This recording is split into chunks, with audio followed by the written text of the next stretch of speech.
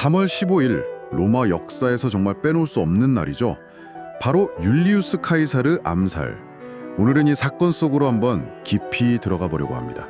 네, 기원전 44년 3월 15일.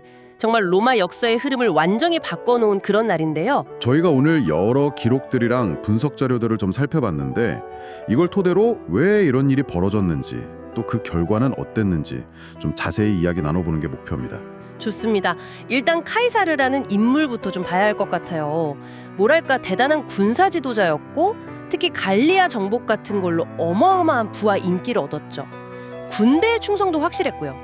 근데 그 당시 로마 공화정 자체가 이미 좀 위태위태했다고 봐야 하지 않나요? 카이사르 나오기 전부터 빈부격차도 심했고 정치도 잘 안 돌아가고 내전까지 있었잖아요. 맞아요. 이미 기반이 많이 흔들리고 있었죠. 그런 상황에서 카이사르가 등장해서 기존의 원로원 중심 체제를 좀 무력화시키기 시작한 거예요. 국가재정도 자기 손에 넣고 특히 군대한테 잘해준 게 컸던 것 같아요.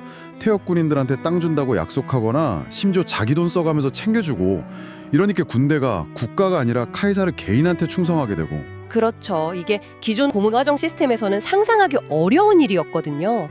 군대의 충성심이 특정 개인에게 쏠린다는 것 자체가 이미 시스템의 균열을 보여주는 거죠. 그러다가 결국 종신 독재관에 딱 오르면서 이건 로마 사람들 입장에서는 거의 레드라인을 넘은 거 아니었을까요? 그 종신이라는 말이 주는 무게감이 엄청 났을 텐데요. 네, 결정적이었죠. 로마는 아시다시피 기원전 509년에 왕을 쫓아내고 공화정을 세운 역사가 있잖아요. 그래서 왕이라면 아주 극도로 혐오했거든요. 근데 카이사르가 하는 걸 보니까 이거 공화정 끝내고 자기가 왕 되려는 거 아니냐 이런 공포감이 원로원을 중심으로 확 퍼진 거죠. 특히 자신들의 권력이나 부를 잃을까 봐 두려워하는 사람들이 많았고요. 그래서 결국 암살 모의까지 이어진 거군요. 그 주동자가 마르쿠스 브루투스랑 가이우스 카시우스였죠. 네, 이 사람들은 스스로를 뭐랄까 자유의 수호자 이렇게 생각했던 것 같아요. 카이사르라는 참주를 제거해야만 공화국을 구할 수 있다 이렇게 믿었던 거죠. 자기들 딴에는 이게 애국적인 행동이라고 생각했을 수도 있겠네요. 그렇죠. 근데 여기서 이제 브루투스의 존재가 좀 더 이 사건을 비극적으로 만드는 것 같아요. 카이사르랑 관계가 좀 특별했죠. 거의 아들처럼 생각했다는 말도 있고 후계자 중 하나로 여겼다는 이야기도 있고요. 네, 그런 설들이 있죠. 그래서 그 유명한 이츄 브루투스 너마저 이 대사가 사실 후대 창작일 가능성이 높다고는 하지만 네네. 그래도 그만큼 카이사르의 배신감 또 당시 사람들이 느꼈을 충격 이런 것들을 상징적으로 보여주는 말이라고 할 수 있겠죠. 그럼 암살 당일 기원전 44년 3월 15일 그 이드스 마르스라고 불리는 날의 상황은 구체적으로 어땠나요? 폼페이우스 극장 근처에서 원로원 회의가 있었다고 하던데요. 네, 맞습니다. 폼페이우스 극장에 딸린 회의장이었어요. 카이사르가 이제 회의장에 딱 들어서니까 미리 준비하고 있던 암살 공모자들이 그를 애워쌌죠. 청혼할 거 있는 척하면서 다가갔다고요? 네, 그러다가 이제 신호를 주고받고 토가 속에 숨겨왔던 단검으로 다 같이 달려들어서 찌른 겁니다. 기록마다 조금씩 차이는 있지만 대략 23군데 정도 칼에 찔렸다고 전해집니다. 23번이요. 와. 근데 좀 놀라운 건 카이사르가 그 전에 자기 경호병력을 다 해산시켰다는 거 아니에요? 왜 그랬을까요? 자신감이었을까요? 아니면 글쎄요, 여러 해석이 있는데 자신의 안전에 대해 너무 자신만만했을 수도 있고요. 아니면 내가 이렇게 경호 없이 다녀도 괜찮다. 나는 공화정의 위협이 아니다. 이런 걸 보여주려는 제스처였을 수도 있고요. 결과적으로는 정말 치몽적인 판단이었네요. 네, 카이사르가 쓰러지니까 회의장은 완전히 아수라장이 됐겠죠. 공모에 가담하지 않은 의원들은 혼비백산여서 도망쳤다고 하고요. 암살자들은 카이사르만 죽이면 이제 사람들이 막 환호하고 공화정이 바로 돌아올 거라고 생각했던 것 같은데 현실은 전혀 달랐다고요? 네, 그게 좀 계획이 미흡했다고 할까요? 카이사르 제거 이후에 어떻게 권력을 잡고 질서를 회복할지에 대한 구체적인 그림이 없었던 것 같아요.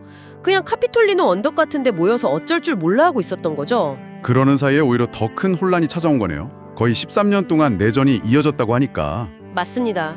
카이사르 암살이 공화정 복구가 아니라 더 끔찍한 내전의 시작이 된 거죠. 이때 이제 마르크스 안토니우스 그리고 카이사르의 양아들이자 후계자인 옥타비아누스 같은 인물들이 등장하고요. 제2차 삼두 정치. 안토니우스, 옥타비아누스, 레피두스 이 세 사람이 힘을 합쳐서 일단 암살자들부터 제거하고 네, 근데 결국 이 세 사람 사이에서도 권력 다툼이 벌어지죠.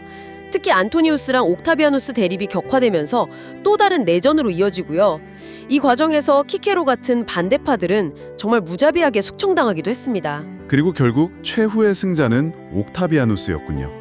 기원전 31년 악티움 해전에서 안토니우스랑 클레오파트라 연합군을 꺾고 몇 년 뒤에 아우구스투스라는 칭호를 받으면서 사실상 로마 최초의 황제가 되는 거잖아요. 네, 바로 그 지점입니다. 이게 정말 역사의 아이러니죠.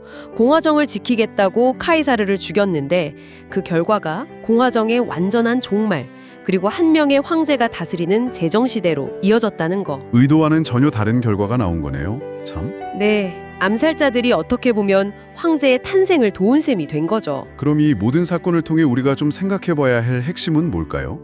역시 권력이 한 사람에게 너무 집중되는 것의 위험성, 뭐 이런 걸까요? 그것도 중요한 지점이고요. 또 하나는 아무리 좋은 의도나 신념을 가졌다고 해도 그 행동이 예상치 못한, 심지어는 파괴적인 결과를 가져올 수도 있다는 점인 것 같아요. 그리고 카이사르라는 인물 자체에 대한 평가도 시대나 관점에 따라 뭐 영웅이었다가 독재자였다가 계속 바뀌잖아요. 이런 걸 보면 역사를 해석할 때 좀 비판적인 시각이 필요하다는 생각도 들고요. 맞습니다. 정보를 그냥 받아들이는 게 아니라 이게 어떤 맥락에서 나온 이야기인지, 다른 관점은 없는지 살펴보는 게 중요하죠. 네, 오늘 저희가 카이사르의 막강했던 권력, 또 그를 둘러싼 두려움, 비극적인 암살 과정, 그리고 아이러니하게도 공화정의 종말로 이어진 그 결과까지 쭉 짚어봤는데요. 이 이야기가 여러분께도 권력이란 무엇인가, 또 역사가 우리에게 주는 교훈은 무엇인가 한 번쯤 생각해보는 계기가 되었으면 좋겠습니다. 마지막으로 한번 이런 질문을 던져보고 싶네요. 당시 로마의 여러 상황이나 카이사르 개인의 야망 같은 걸 고려했을 때 과연 암살 말고 다른 방법으로 공화정을 구할 길은 정말 없었을까요? 아니면 이미 공화정의 몰락은 피할 수 없는 뭐랄까 시대의 흐름이었을까요? 한번 깊이 생각해 보시는 것도 의미 있을 것 같습니다.